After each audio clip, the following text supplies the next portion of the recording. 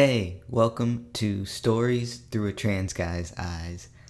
I'm Kai, a trans guy, and I'm gonna be sharing some stories with you. Honestly, this is just kind of like a test episode, so I will just kind of jump right into it, and then hopefully if this goes well and sounds good, I will continue on, and those of you who might not know much about me can learn more about me through these stories, but also just kind of through chit chat in between the stories. Right now, though, I just want to jump right into a story and the reason why I actually wanted to start this podcast. Basically the story that inspired this podcast. And that is the story of my iguana. I know that's a weird way to start a story, but I promise you it is trans related in some way. All my stories will be either loosely related to trans stuff or very much related to trans stuff. I think this one you just gotta hear me out to see. So when I was young, I always wanted a dog. So bad. I got desperate one time, and instead of being specific and saying a dog, I just asked for a pet. And I guess, I don't know if I asked my sister specifically, I can't remember now, or if I just asked anyone in my family just please buy me a pet. But one day my sister, who is 15 years older than me, and again, I was probably in like first grade at this point in time, so I was probably like 7. My sister comes to the house one day. I don't remember if she was living there at that time, but she comes to the house one day. I think she was. Yeah, she was. She comes to the house one day anyways, with this little carrying case, and there's a lizard inside. And I'm like, what is this? And she said it's an iguana. I bought us an iguana. And I was like, I don't even remember now, but like, it was kind of crazy that I had a pet lizard. I mean, I'm kind of meant a dog when I asked for a pet, but she came back with a lizard. So now we had this little lizard, and she said the pet store told them it was a boy. So we're trying to pick names and stuff, and I picked the name Alex. My sister ended up kind of going more with the name Geki because she said he looked like the Geico Gecko, which those commercials were all over the place back at that time. And so we ended up naming him Geki, which I always said his name was Alex Geki, then our last name. So we just called him by his middle name because my sister also goes by her middle name. So I was like, that's normal, that's fine. His name's still Alex. I named him, you named him. It's all good, little kid mentality. His name was Geki. But which, just side note, I had a friend on my soccer team who had a gecko named Iggy. So my iguana's name was Geki, and her gecko's name was Iggy. Yeah, I don't know. Anyways, so we had this iguana for years and years and years. Like when I must have been a senior in high school, or no, I was a junior in high school by the time we had to get rid of him because we were moving from our townhouse into an apartment, and we just weren't gonna have space for his cage. He had grown by this point, but Geki was my little buddy, and so getting rid of him was really sad, and still very sad to this day. But anyways, we found this really great home for him. It was this. My mom had a coworker who knew this lady who had some pets. She had, I can't remember what she had now. She had, some cats and stuff. But she also had maybe a bird. I don't know. Hamster, rabbit, something. She knew animals basically, and so she had a lizard, I believe, before, and she knew how to take care of iguanas and stuff. So anyways, she was more than willing to take Geki, and we knew that she was gonna care for him and be great. She knew much more about lizards than we ever had, and we had Geki his whole life, so we were like, he's probably gonna be better off here than he ever was with us, to be honest. So we end up giving Geki to this lady. So mind you, all this time, so like this is my junior year in high school when we gave Geki away. I was like right on that like weird cusp of figuring out who I was. I was in a relationship around that time with a girl, and I was identifying as gay, basically, like a girl who likes girls, but I didn't call myself a lesbian. So it was a very interesting time, but a little bit later on, it was shortly after we gave Geki away that I started transitioning and looking into this trans stuff.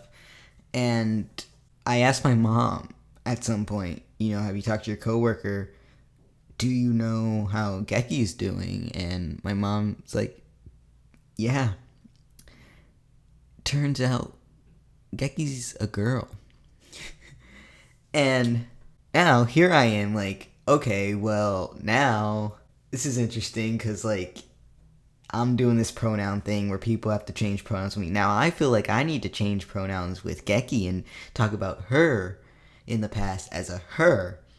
But it was hard for me at first. Like, it still is sometimes because I don't talk about her a lot. So when I do talk about her, and it's usually with my family, we always remember her as him.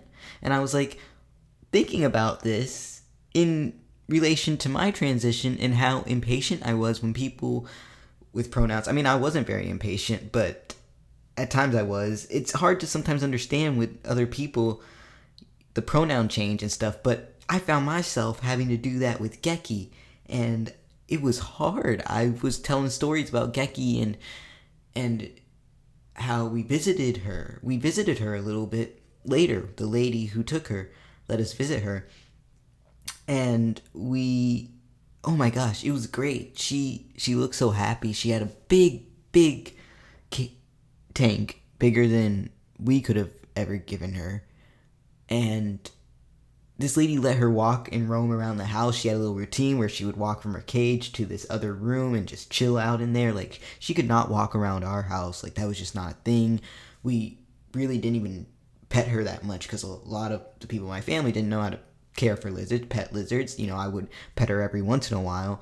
But when I was first trying to tell the story of us visiting her and everything, it was so hard for me to use her pronouns instead of him, because all this time growing up, I knew her as him.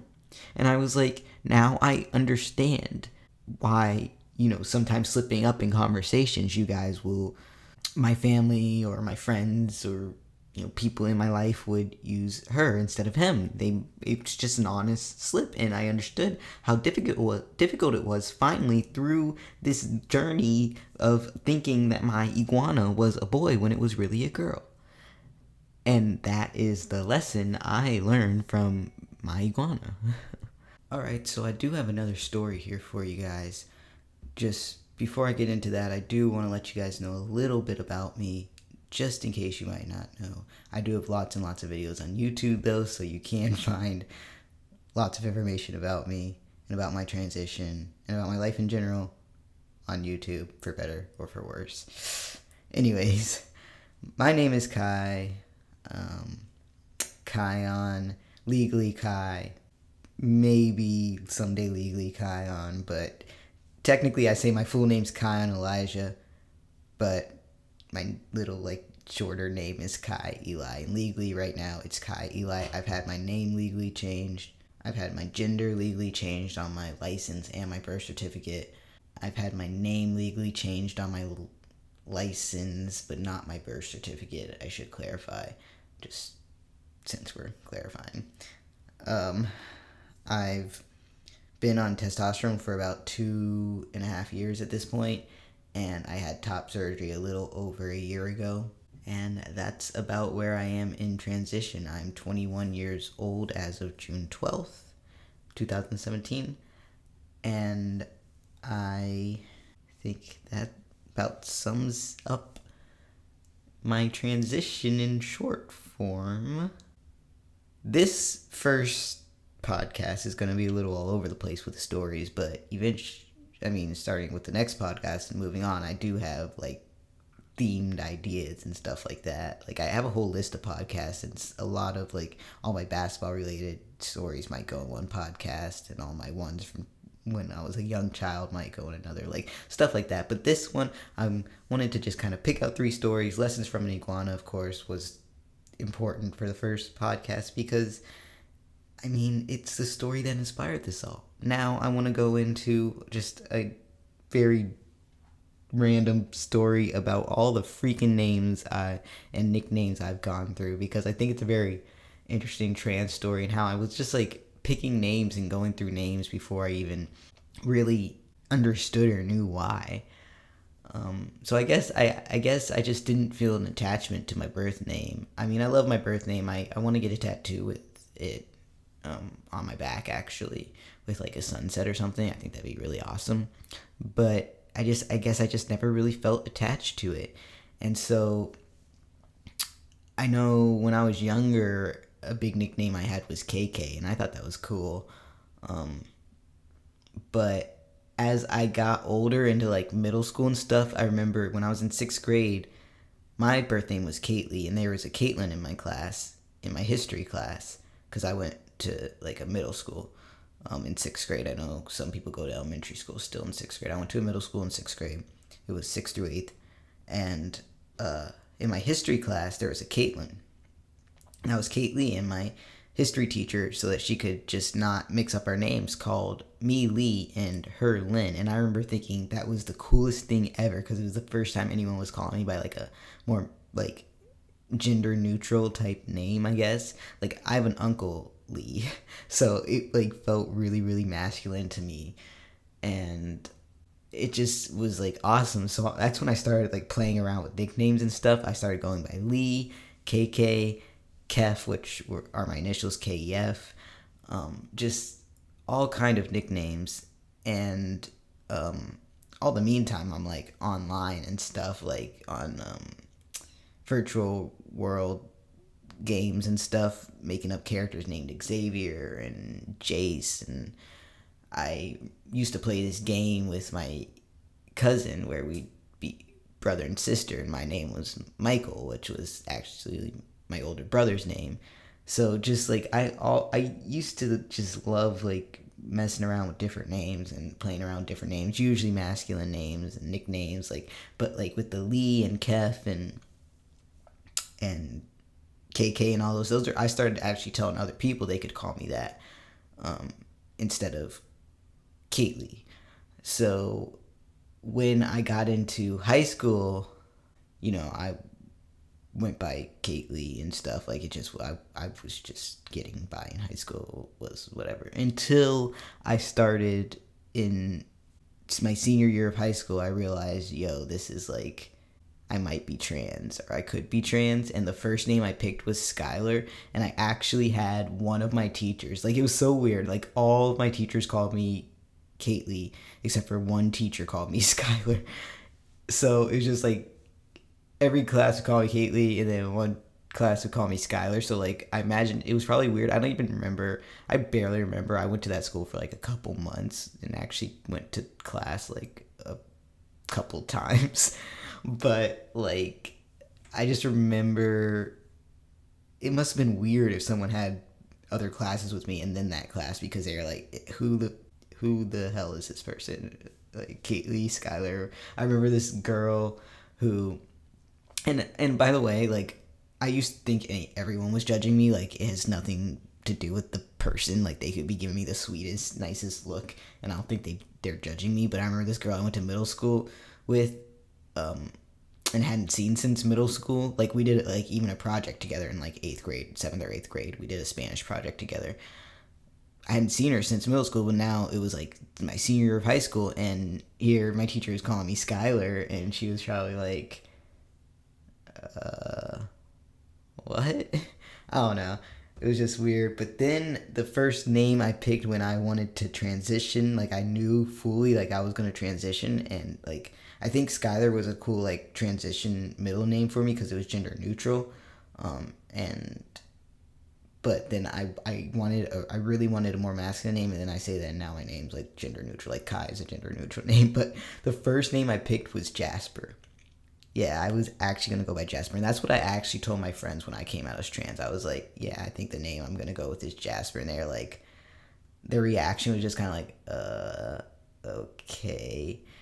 I was just like, by the reaction, I could just tell like maybe that's not the name for me, and I ended up going with Kai, which is just a shorter version of my name. But now, even now, I'm like, might change it again legally, and I've already like talked to like I really go by Kai, but my full name really like strongly I feel like it's Kai and Elijah, even though it's not legally that. And I changed it legally once, and I'm like, why go through all the effort of changing it again? Like that change, Kate Lee to Kai, was really important to me, but like this one's much smaller, and it's just like a technicality or whatever. So I'm just like, whatever. I might change it at some point. I might not. I don't know. But like, Kion was a name I found later on after I changed. Like I didn't even know that name existed, and it just felt really cool to me. It also felt more rare than Kai, and Kate Lee was obviously a very unique name. So there's a lot of Kais. I know a lot of Kais at this point in my life. So it was just like, it felt like everyone was Kai, and I was like, that's cool. Like I like that name, and I like it as a nickname, but it felt weird going for such a unique name to such one that was around so much. And so I was just like, okay, this is a cool name, Kion. I actually got it from the Lion Guard. My niece was watching the Lion Guard, and the lion on there is named Kion. And it's not spelled the exact same way. Mine is not spelled the exact same way as Kion from the Lion Guard, but that is definitely where it's from. So I'm named after him technically, and then I just lengthened Eli. My middle name went from Elizabeth to Eli, and then now it's Elijah, just because that sounded better with the Kion. And yeah, so that's how that goes. I even considered changing it to Levi once, my name to Levi. So that the name process was definitely a long process. It was not like simple or like a fast thing, but it's definitely interesting, and I think it's so interesting to look back now and see all those names I went by and all those like points in my transition, and just kind of progressing more and more towards a masculine name, and then just kind of ending up with Kai. After all that name exploration, I just cut off the last 6 letters of my birth name.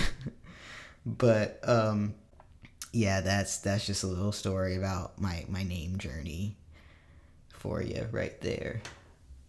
My timing of this could be very, very bad. I really have no idea how I'm going to do this or how long I want each podcast to be or anything like that. But I was thinking maybe like 3 stories per podcast. So that's what I'm going to try to do for this little test podcast. And we'll see how it goes. So just to finish things off, I'm going to tell you guys a more recent story about my experience at the airport a couple months ago. And a little bit of bottom dysphoria. But don't worry, I'm not going to make it sad or sappy. It's just, it is what it is. Just, these are stories through a trans guy's eyes. Through a trans guy's eyes. This is stories through a trans guy's eyes. There we go. Alright, so a couple months ago, I went to Disney World with my family on a family trip, and it was super fun, but this story is not about that. This story is about, after the trip, we were at the airport waiting to get on the plane. It was me and my sister and my niece, and we were sitting right in front of the terminal, right in front of the little thingy, where is that called, a terminal? No, I don't know. We were sitting our gate. Yeah, we were sitting right in front of our gate. We were there. We were waiting. It was all good. But I was like, I just feel like I need to go to the bathroom. I should go to the bathroom one more time. I wasn't sitting next to my niece and sister, so I was going to be sitting next to someone. I was in the window seat, so I didn't, want to bother them. I was like, I need to go to the bathroom one more time. We had about 10 minutes till boarding time. I was like, I'm good. We got this. So I forgot to mention, just a few, I don't know if it was a day before this or it's the same day, but not too long before this, my friend had hit me up on Facebook. It was like, hey, I have a question. If it's too personal, you don't have to answer. I was like, sure, what's up? I'm super open. It's fine, go ahead. And she asked if my bottom dysphoria has gotten any worse since I've gotten top surgery. And I was like, no, not really. It hasn't, yada, yada. Not important, my answer fully. But basically, I said no, not really. It is what it is. I do have some bottom dysphoria. Hasn't gotten much worse. Maybe here and there. Sometimes it's better. It is all over the place, etc.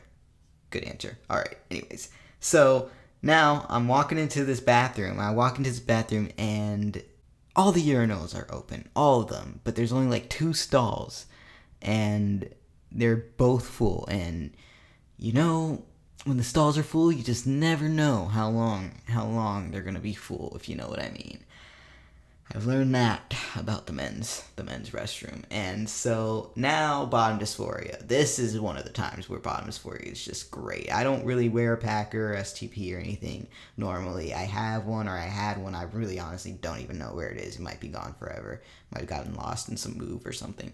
But this is like bottom dysphoria great, because now I'm just like, awesome. I have 10 minutes. I wanted to pee. I might not be able to. I'm just standing here awkwardly. I gotta wait over here. I don't even know where to stand usually in the men's restroom when I'm waiting for the stall, and there's all these urinals. So I'm just standing awkwardly over to the side, like waiting, and there's just all these guys coming in and out and going pee and getting out, and I'm like, that's all I want to do. I just want to do that. Why can't I do that? And I'm just waiting, and this guy walks in, and he goes and he like walks up right in front of me to both stalls to like see if they're open, and he like looks at me and like asks if I was thinking he was kind of like asking if there's someone in them, and I'm like, yeah, there's someone in them, kind of. I'm pretty shy, so I say it kind of quietly. And so he stands over to the side, and I'm like clearly standing there looking at them at the stalls, and he goes and stands over to the side. So there's the handicap stall and the regular stall. Someone comes out of the regular stall, finally, like maybe like 2 minutes after this guy got there. And it was maybe like 5 minutes after I've been standing there. And I go to the stall, and this guy who just walked in after me walks into the stall.